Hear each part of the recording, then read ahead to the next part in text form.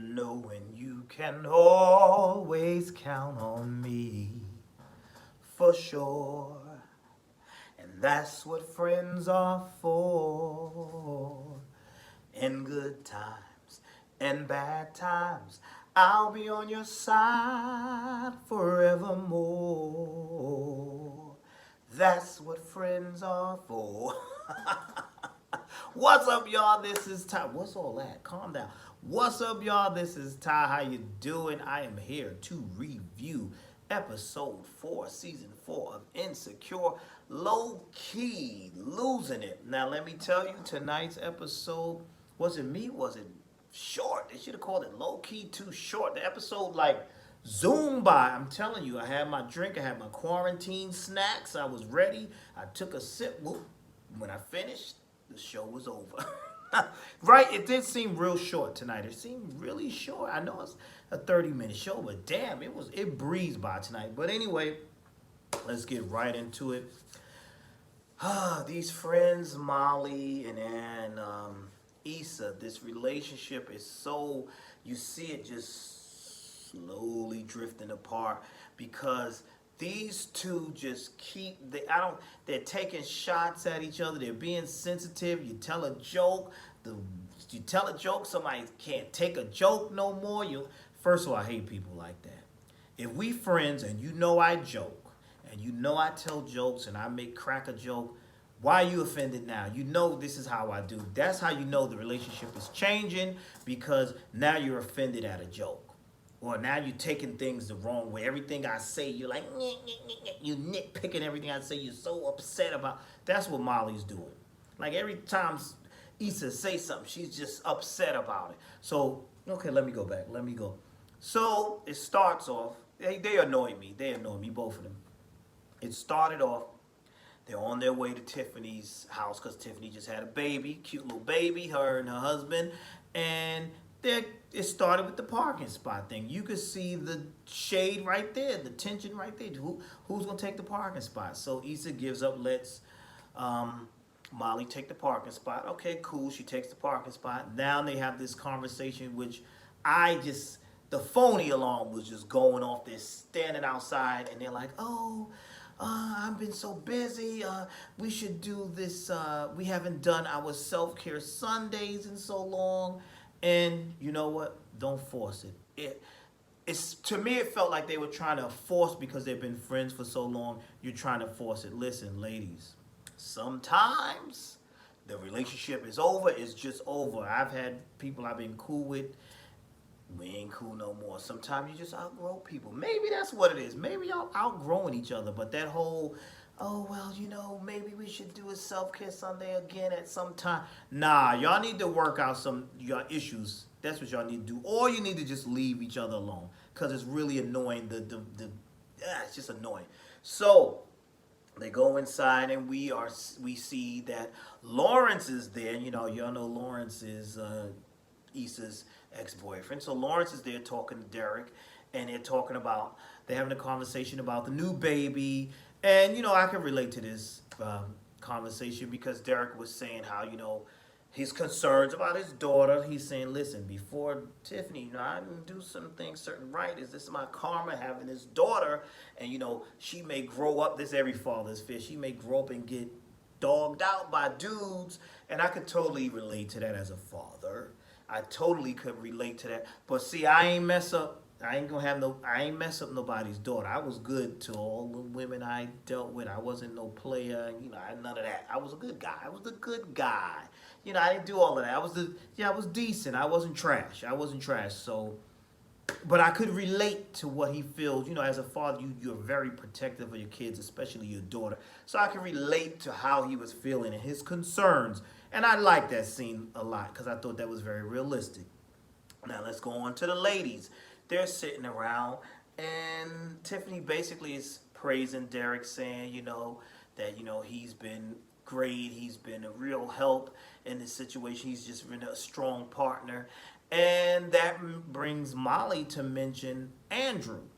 And she says, yeah, Andrew, he's got my back no matter what. Because as we see, Molly has been, working late, and canceling on him and doing this, and he's been understanding and dealing with it. They get, he came over there to get him some. He went over there to get some, and she had to finish whatever she had to finish, and he patiently waited, and he fell asleep. She woke him up. They got it on, and that was that. So I understood what she was saying about that. Now, Issa makes a joke, and she references Red Table Talk and Jada Pinkett. Everyone laughs except for Molly. Molly ain't find that funny, apparently. So Molly's like, I was just mentioning how good it is to have someone supportive. And now Issa's like, I know, and I was just joking. And I'm like, yeah, I kind of siding with Molly. I mean, I'm siding with Issa right now because you did kind of take that a little the wrong way, Molly. You're getting a little relaxed a little bit. But see, if it was me, right there, see this right there, I would have had to get up. Can I talk to you? And let's straighten that out real quick.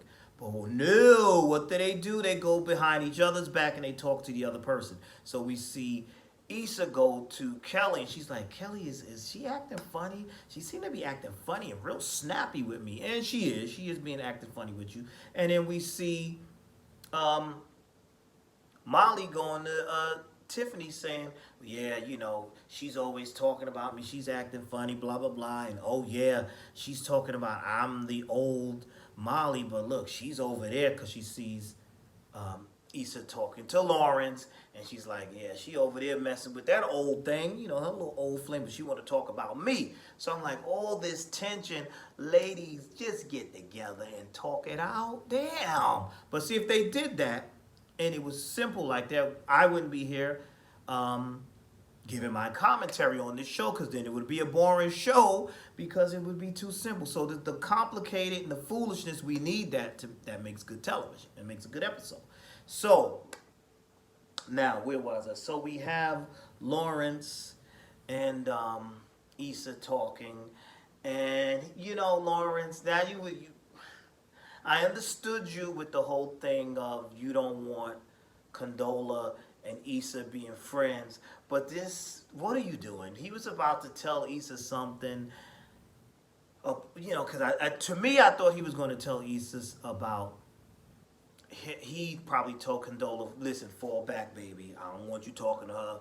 I don't want you talking to her, fall back. I think that, so I really think that Lawrence was about to tell Issa, listen, I told Condola not to talk to you, yada, yada, yada, blah, blah, blah. Stupid. That's stupid. First of all, if you did tell Condola that, which we know you did, there's no need for you running back to Issa. It's just, you going to be with Condola, and y'all handle what you said in your relationship, or what you're saying the rules of your relationship are. You should strictly be talking to the one you're in the relationship about the rules of your relationship. You should not be over here about to tell this girl, yeah, I told her, blah, blah, blah, blah, blah. No. That's not how this works. Not in my opinion, that's not how this works. If it's me and my girl, my woman, whatever our boundaries are, I'm talking to her about it. I'm not going to my ex to say, oh, well, I told my new girl not to talk to you, blah, blah. We don't do that. You shouldn't be doing that. In my opinion, you shouldn't be doing that. Either you're going to be with Condola over here and just deal with that, and you got to cut this over here with Issa off completely. In my opinion. It's too complicated for y'all. Y'all not mature enough to handle it. It's too complicated. Because look how he acted in the other episode when they had that conversation, and he was like so bent out of shape. I understood it, but he was so bent out of shape over a minor conversation. Oh, y'all was talking about me? So then you should have talked, deal with Condola. That's how I feel about that. Ain't no need of you sitting here, oh, Issa got to...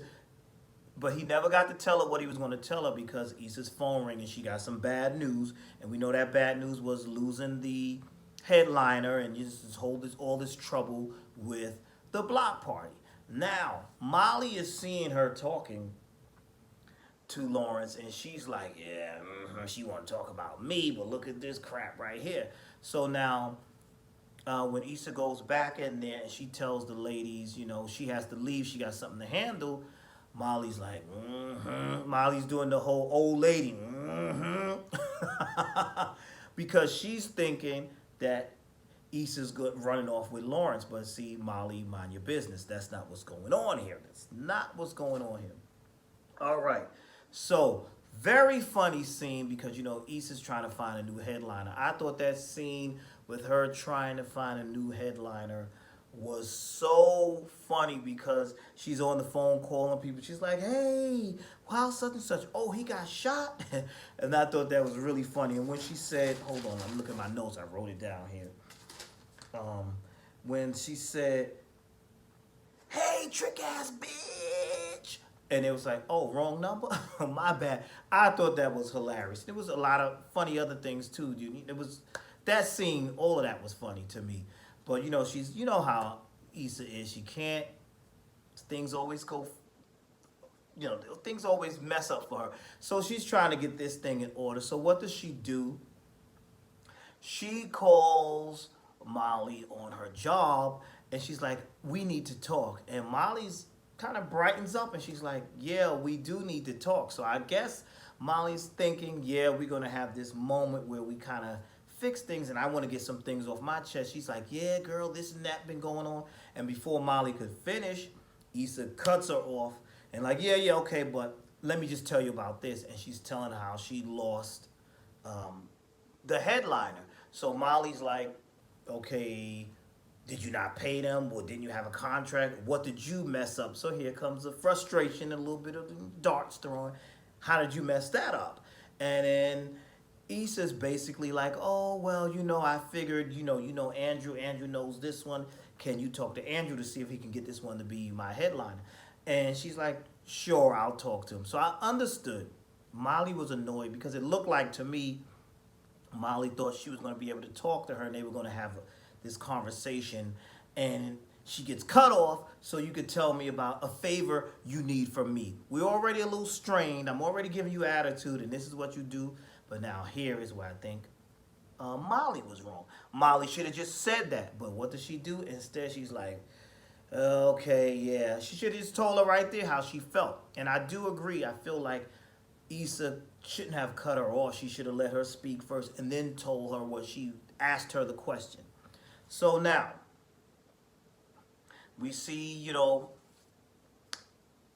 Molly and Andrew having their conversation. They work out their little issue or whatever. And then Molly calls Issa. Issa's all excited because she's thinking, yay, she saved the day. My friend, my big time lawyer friend, used her connections and she got me a headliner. Wrong. She picks up that phone. She's all excited. Molly is like, she's like, so what happened? Molly's like, yeah. I didn't talk to him. I didn't ask him that because I feel like I should keep that separate, if that makes sense. So Issa's like, oh, okay. She's hurt by this, and she's like, that makes sense, right? And I'm like, yeah, here we go. She's like, I ain't bothered to talk to him. She should have said, I ain't talked to him because listen, you want something out of this. You didn't even hear me out. That's what she should have said. But of course she didn't say that. But it was like, wow, okay. So, so Issa's hurt. And, she just brushed it off. And see, me, I'm the type, I would have said right there, yo, Dad, you couldn't do that for me? You really? You can't just do a connection? Yeah, you want to keep things separate, but damn, you can't get him to get me a headliner? Like, come on, you can't make that connection for me? I would have just flat out said it. But of course, she's like, oh, okay, whatever. So we see her sulking. And we see towards the end of the episode, she's about to go take a shower with the rusty water. And like I said, that part in the episode that was funny, with the water being down and all of that was really funny. With Issa having the problem with the water in her building. So, they kind of played back to that with her trying to take this shower and the water was dirty. That was funny. So it was a good episode, even though I still feel like it was really short. It was good.